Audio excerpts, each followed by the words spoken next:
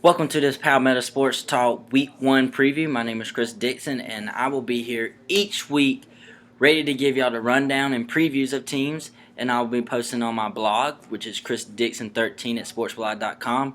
You can follow me on Twitter at chrisdixon13, and you can find me on Facebook at Chris Dixon. I'm always up for questions or anything, but this is something I started last year. It kind of took a while to get off to a hot start. Kind of got slowed. I got busy with college, and I kind of fell off. But now, I'm done with college. I'm married. Life's changed, and I'm ready to put my full focus on college football as much as everybody else is. Um, First, just a preview of what's going into this season.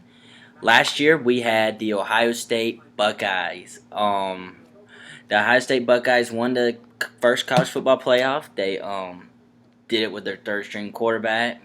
I mean, we never would have thought that would have happened from other people, but a lot of things have changed since then, except for Ohio State being the team to look out for. You got Baylor and TCU who are back, who are ready to pounce. They felt like they got snubbed, and they are ready to make a run. You got Auburn who's making their comeback, USC. Of course, you got Alabama, the Michigan States, the Oregons, the Florida States. You got Clemson, Tennessee. All these teams they're ready to make a run at the playoffs. And first, before I get into our Palmetto teams and local teams, I would like to get into preseason, my preseason top 15. I only do a top 15 just because I just don't feel like bringing all 25 teams to you. But at 15, I got Georgia. They are bringing in, and they'll have a new quarterback. They still got Jeremy Pruitt as defense coordinator in year 2. They return a lot of their defense. Should be very stout. I think you got Floyd and Jenkins who are going to just, they're probably the best linebacker duo in the country. At the offensive side of the ball, you got Nick Chubb, who's back. I mean, a 1,500-yard rusher as a freshman. You thought Gurley was good. You had Keith Marshall, who's now your third-string running back. So it just keeps you just deep at running back. But they'll be trying to rotate in a new quarterback. So things could change. But I got him as 15. A lot of people have him in the top of the East, but I just don't. I'm not buying into quarterback situation or really the offense. I feel like Georgia, you start the run, they shut down. So that's just how I feel about them. 14th, I got Boise State out of the Mountain West. They are they have a pretty easy schedule. They return a good bit, except for the quarterback and running back, but that should be easy to replace in that conference. They're looking about an 11-win season, maybe a 12-win season. They make win 12 games. They're gonna have an argument, so to pose, to get into the playoffs. I don't think they make it, but I can see them in a big bowl game. 13th, I got Notre Dame. Notre Dame's a sleeper of mine. Got a lot of talent still there, even though Everett Golson is gone. They play a good, tough schedule. They got to go on the road to Clemson, which I think is probably the toughest game. They do play USC. It's going to be a great year for the Fighting Irish. Brian Kelly, they got a good squad, excellent defense. But they are definitely one of my sleepers. And at number 12, another sleeper I have is Tennessee, who I am picking to win the SEC East and play in the SEC Championship game in Atlanta, Georgia. Tennessee returns a lot, and I've been saying it for many, many years that they are going to get back and they're going to be dominant. When they went into the last season with 40-plus freshmen, and them freshmen are now sophomores. And, they've just been recruiting well. They had a good team last year, 7-6. They don't tell the whole story, but they have a good team. They return a lot of that team this year, and I just expect them to be a lot better than what we had thought of in the past, so to speak. At 11, I got UCLA. They return a ton. Got a decent schedule. Don't return Brett Hundley. They got a freshman quarterback who was the number 1 quarterback in the country last year in recruiting, who I think Josh Rosen is going to be a stud. I don't know how good he's going to do this year. He's going to make mistakes, but I still have him as my number 11 team. At number 10, I got my Gamecocks upstate rival, Clemson, who I think it will go as far as Deshaun Watson's help can take them. I hate to say that because, people come through injuries all the time and they're fine. Watson had multiple injuries last year, just banged up, so that's why everybody questions his health. Watson's healthy, they win every game. That's just me. Watson not healthy, that's where I come in with why I have him at number 10, because I can't trust him. I try to make my rankings by what I think they'll finish at the end of the year. I feel like maybe he may miss a game or two, or just something will happen where Clemson's offense just ain't able to help out their defense enough, because they did lose a lot on defense. But I do think that Clemson's the number 10 team in the nation, and I think they're headed towards another 10-win season, maybe more, and they got a chance to make the playoffs. And the schedule lines up like they want it. They got a couple of tough games, but I think they can handle it. At number 9, I got Oregon. No Marcus Mariota no more. A couple guys lost on the defense. They do return Royce Freeman, who is an excellent running back as a freshman. He just was, I thought, the best running back last year. Sorry, Nick Chubb. Sorry, Ty Gurley. Sorry, whoever. You had a freshman that I thought was better than all y'all with Royce Freeman. He's good, and he's going to be ready to pounce this year with Tyner being out. He's going to be the man to go with. FSU at 8. They're very young. They add Everett Golson, gives them some experience, help these young guys out. But I'm not completely sold on them at 8, but I got them there because that's just the way it is. I mean, I'm not gonna knock them to 15th or so or something like that behind Clemson right now, because I do think they're still a little tad bit better than Clemson. I mean, on both sides of the ball, they didn't lose as much on defense, and they have enough on offense to succeed. Michigan State at number 7. Connor Cook returns. They got a great defense. I mean, the only thing standing in their way is Ohio State, and that's been the problem the past few years. I do think Michigan State has a good team, and they have a chance to make the playoffs. It'll all come down to the Ohio State game.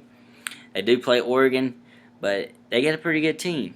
At number 6, I got Baylor. Okay, and before I get here, I can tell you right now, TCU's my number 2 team. Baylor could be that number 2 team. TCU could be that number 6 team. It's going to come down to that game at the end of the season, and I think, Baylor won it last year. Baylor returns a lot more than TCU, except they don't have that quarterback. But if Seth Russell can adjust and be able to lead this team, Baylor could be that number 2 team. Alabama at number 5. I wasn't sold on them last year. They made the playoffs. Lane Kiffin became the hire of the year. I just don't feel like there's enough there when you return 1 or 2 starters on offense and you got a pretty good defense. Even though Alabama recruits, I just don't feel like it is all there. Could be a big disappointment this year. I got them at number 5, but I still think they could be a big disappointment. USC, a lot of people have been thinking, I got them at number 4. People have been waiting for them to get back and wondering, when is it going to happen? You got all this drama going on with Steve Sarkisian right now, but USC's back. And they are going to make the playoffs. That's one of my teams that I'm about sold on, that they will make the playoffs. They just got a lot around Cody Kessler, who I think is one of the top Heisman contenders and all. And I just feel like that this is, their squad. They got a squad that they're ready to go to war with. I got Auburn at number 3. Auburn, they iffy, but Jeremy Johnson, who his drone compares to Cam Newton, I don't think he's Cam Newton, but he's good. We got a bunch of other guys that return a good defense. Gus Malzahn is just a heck of a coach, and he knows how to win. I think they bounced back from their season they had last year, and I can see Auburn making the playoffs this season. Number 2, of course, TCU. 10 starters back on offense. Defense returns a good bit. This is their year. They just barely missed it last year. Big 12 messed them up. They will get there this year. I believe that, and they will cause noise, and they may be in the national championship game. And at number 1, we got Ohio State. Return all 3 of your quarterbacks. Braxton Miller's removed the wide receiver. You got Ezekiel Elliott. You got Joey Bosa on the defense side ball. Raekwon McMillan. You get Von Bell. You got a bunch of defensive guys. I just really think that Ohio State is the team to beat. Urban Meyer, he's building a monstrous team up in Ohio. But let's get into our Palmetto Sports Week 1 action. It kicks off Thursday night at 6 o'clock. We got the South Carolina Gamecocks versus North Carolina, the border battle, up at Bank of America Stadium in Charlotte. The Gamecocks return 4 offensive starters and 8 defensive starters. They lose single season leading passer, Dylan Thompson. It hurts. We got to move on from it. They lost Mike Davis. you know. But they got Connor Mitchell's going to go in and be the starter. Kid was hell of a talent in high school. Hopefully that carries over now and he gets some confidence and some experience and he can be a stud for the Gamecocks. You got Farrah Cooper Steele, who is all around the best player in the country. Sorry, he just is. He can do about anything. He can play the defense side of the ball if he had to. Debo Samuel, who is a guy that Gamecocks are depending on the offensive side of the ball a little bit. He's drawn compares to Bruce Evans. He's a true redshirt freshman, and he is should be pretty good playmaker for the Gamecocks. You got Brendan Wiles, David Williams returned. That's gonna be one heck of a duo. I think they're sleepers in the whole country. Like they have two pretty good backs. Brendan Wiles has been that backbone for the Gamecocks when somebody's with them. He has had a lot of injuries, but he's always been there. Joe Adams returns at tight end, and Brandon Shelby, I think he's moved to left tackle to help block the blind side. Defense is different, and they add a couple of JUCO guys to help out, and I see that two of them are starting. Quay Lewis, who I had the pleasure of playing high school sports with, who is a stud. He's a great character. He was a good classmate, and I want nothing but the best for him. I could compare him to Marcus Lattimore of the defensive side of the ball. He is a leader on the field and off the field. Dante Sawyer's going to probably get started defensive tackle is what it looks like. They returned Gerald Dixon, who was their sack leader last year, but there wasn't nothing. We ain't going to get into that because I think he only had like 3 sacks, but he was their sack leader. Sky Moore and Jonathan Walton returned a man down to linebacker unit. And then you got Kansas safety transfer senior Isaiah Johnson ready to make one last year of his college career and move on to the pros. And you got Chris Lamons, a talented defense, I think, who are ready to improve. They were embarrassed last year, just were terrible. You can't get worse. I think they get a lot better. I'm not talking a lot like top 20, but I can see them in the top 50 of defense all around. They got a squad that will come to play, and they were embarrassed last year. They going up against the North Carolina team that returns 10 offensive starters and 7 defensive starters. On offense, they'll have Marquise Williams, Elijah Hood, and Quashad Davis, Ryan Switzer, and a dang good offensive line. In defense, they bring in Gene Chizik, who I think is he was a good coach. He won the championship at Auburn, but I think he's more of a positional coach unit. But North Carolina, they got a pretty good squad. They finished, I think, 117th in the country in defense, though. Just what the Gamecocks need to try to get, Connor Mitchell the offense flowing, I think. I don't know how improved they will be. They didn't make as many moves as the Gamecocks did in the offseason to get better. Gamecocks definitely got better, on the defense side ball. But they got a fire offense. 10 offense starters return. The Gamecocks will have to come ready to play that defense, which will definitely be tested in week 1. So we just have to go through that. I think some keys to the games for the Gamecocks, protecting the ball. Connor Mitch, don't go out there throwing a bunch of interceptions.